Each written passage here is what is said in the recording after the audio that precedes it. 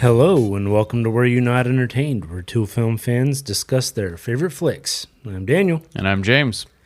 and we are going to be covering The Witcher's season finale. Yep, the big number 8. Yeah. Yeah, this was an interesting finale. It definitely felt like there was a kind of a hook.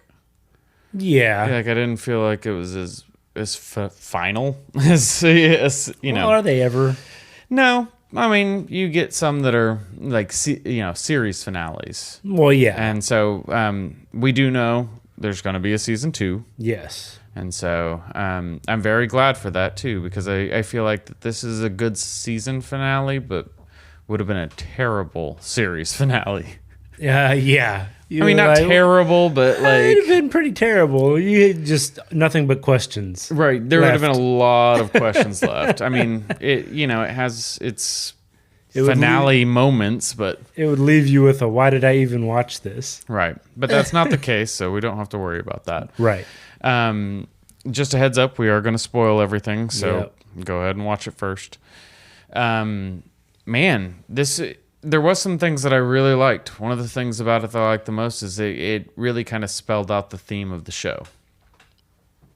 They didn't leave it super ambiguous. It was the whole it's just magic, it's not real.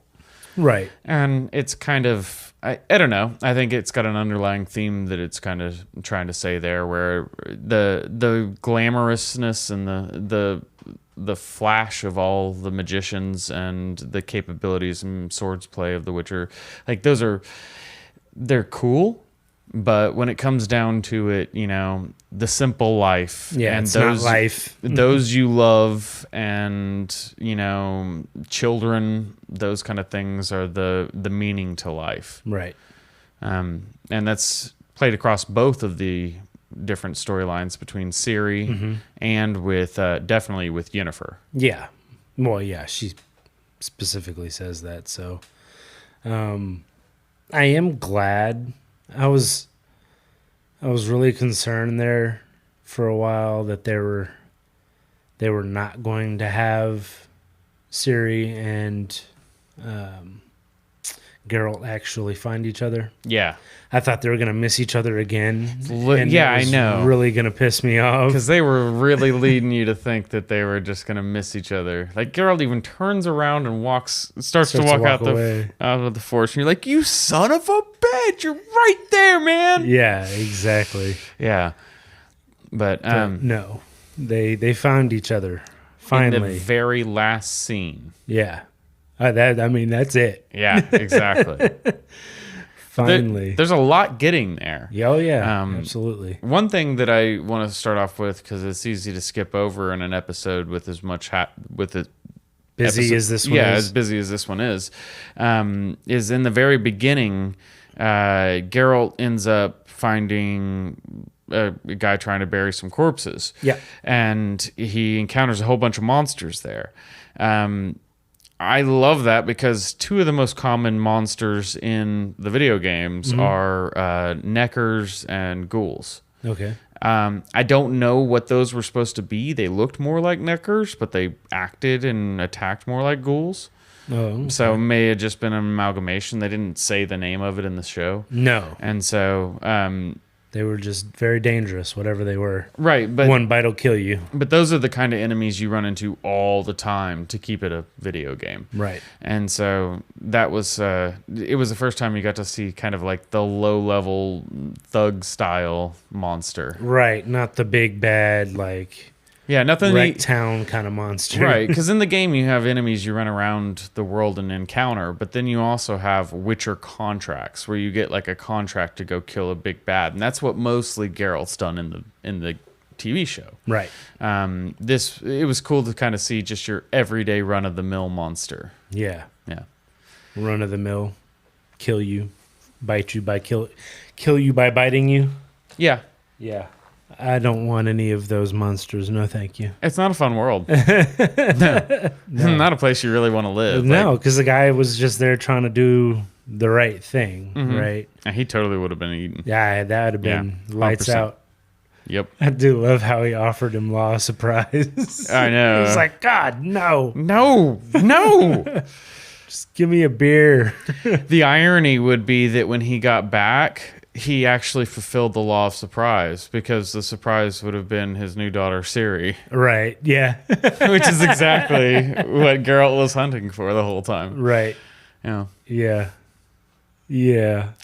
It kind of works out. It does. Hey, those whose destinies are intertwined will always find each other. Yeah. Yeah. Yeah, exactly. Kind of the second running theme of the theme of the episode, at least. I was about to say, speaking of that, while he was in his delirious state, I guess, was that supposed to be like his mother? Yes, that's what it's supposed to be. Okay. Whether or not... Okay, now, in the Witcher lore, I don't know if they've ever expressly said this in the show. Mm-hmm. You have like the school of sorcery or whatever, right? And they do the whole like stopping procreation to make them look young forever and everything like that. Apparently, there are sorceresses that like don't have to go through that process. Oh, okay. And they can still have children. And so I don't know the exact difference of how that happens through the lore, but that kind of seems what Geralt's mother was. Gotcha. And whether or not she was really there or visiting him in his mind, or whether that was just him in a fever dream coming to terms with stuff he hadn't thought about in a long time, I have no idea. I'm sure. Yeah, it was kind of hard to discern illusion from reality there. I mean, he seemed to have been in the back of the guy's wagon pretty much the whole time. Yeah, I mean, the other guy the merchant was standing there, so she definitely wasn't there. So it was a matter of whether it was in a question of illusion or hallucination. Right. Yeah, exactly. Well, we probably won't ever know. Yeah, and really, I kind of hope not, because like I don't really care. Yeah. Like that's not Geralt's. Like Geralt's 150 years old or whatever. Right. Who knows how old he is? And so it's like, I don't know. It's one of those things that like, hey, I kind of get the orphaned turned into a super soldier, trope. Mm-hmm. And so having that, like needing explanation. Geralt's not the kind of guy who has with his mommy issues. Yeah, exactly. That's just what it... And not that he can't be a fully fleshed out character and every human being has those things, but it's like Geralt's kind of just an icon character, and he has one syllable lines most of the time. Yeah. You know what I mean? Like he's not... A little bit of depth is really cool to somebody who's that two-dimensional most of the time. Mm-hmm. And The Witcher has always been so great because of the supporting characters that his life is intertwined with. Yeah, yeah. And so like I just don't need it to be drug up much more than it has. Yeah, I think that does it. Yeah. That's fine. I'm satisfied. It answers some questions, what happened? Well, apparently his mother had him and then dropped him off at whatever the place it is that made him into whatever he is now. Kaer Morhen is where the Witcher stronghold is, and where Vesemir trained Geralt. Gotcha. I'm way more interested in that. Sure. We could have flashbacks to that. Please. Like, I would love to see way more of the, like, maybe even the horrible process the kids had to go through to become, like, I don't want graphic process or anything. I don't want to see horrible stuff happen to children, but, like, more of kind of like a Ender's Game style, you know, toughness. Yeah, yeah, yeah. And so, there's a lot they could do with that. But, yeah, I'm good with the mom stuff. Yeah. The battle, though. Yeah, so, like, all the mages are dead. Jeez. Right? And Nilfgaard sucks, man. Yeah. We got a lot better answer for earlier when the guy he ate a piece of skin and then slit his belly open. Yeah. This one kind of makes that a little bit more understandable, with the mages on the Nilfgaardian side who are sacrificing themselves for dark magic. Right, they like make the fireballs or whatever. Or the guy who made the fog all the way through the forest. It's dark forms of magic that take life to create something. Life is a resource, basically. Right. Yeah. And so they were doing that. Oh, for yeah. Sure. And there's some that have some waning convictions when it comes to their life. Yeah. I mean, she did it, but she didn't seem like she really wanted to. She was like, I just watched that guy die. I don't really know. Well, if I don't, they're going to kill me anyway. So might as well. Yeah. Go out on my own terms. Well, not necessarily my own terms. But I guess. I don't know. But yeah, Nilfgaard sucks. Yeah. Yeah. I'm pretty, especially because they use like millipede. Yeah, those little worm things. Yeah, I'm not cool with that, dude. No, that's not okay. Yeah. Like, put worms in my head that make me do whatever you want me to. Not great. All the other stuff, like, I feel like it's crappy, but it's like mildly fair game in war. Right. That's not cool, bro. This is just rude. Yeah. That's just rude, man. I love that moment from Payback. That is one of my favorite movie lines of all time. So when he shoots his suitcase, you're putting holes in my suits, man. It's just rude. Yes, that was great. Cinema classic. Yes. Oh God. Um, But yeah, no, it's pretty jacked up because they were able to send those little worm things and essentially destroy the castle from the inside. Yeah, sabotage. Without, with all the power and things like that they boast about being able to have, they can't take it straight up. They have to weasel their way through the inside, and not like spies, but like mind control. Yeah, but I mean that it kind of goes into the concept is that they're willing to do anything. Yeah, it's not a fair fight because there's no rules and regulations on Nilfgaard. Right. Nilfgaard wins by any means possible. Yeah, kind of Borgish in that sense. Sure. Yeah, they suck. Yeah.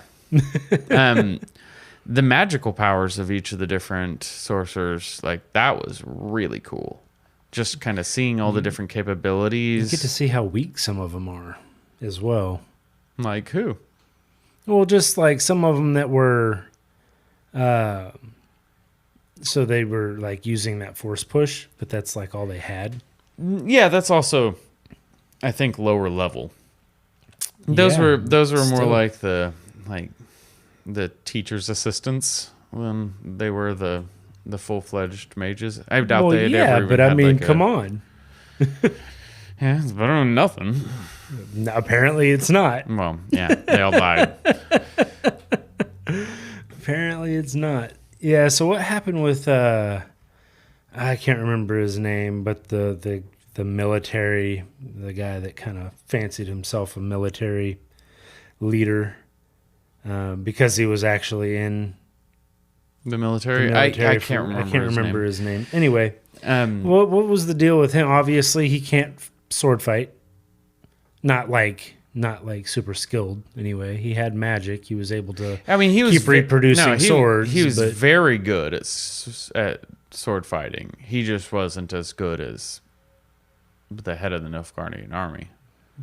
So he was not very good. That's like being like you're not very good, but you got beat up by Bruce Lee. Like even though you can beat almost anyone in the world, like that's not really like a fair comparison. Sure, it's fair. No, it's not your first or your last. This isn't Ricky Bobby. Well, it's your first or you're dead. Well, I mean, he didn't die. I know, so I don't know what happened to him. He got kicked down the hill, and then next thing he's coming up smashing his own guy's head. Yeah, I don't understand that either. I don't know whether he got a worm in the ear or he got so embarrassed that he's like, screw it, I'm a Nilfgaardian now.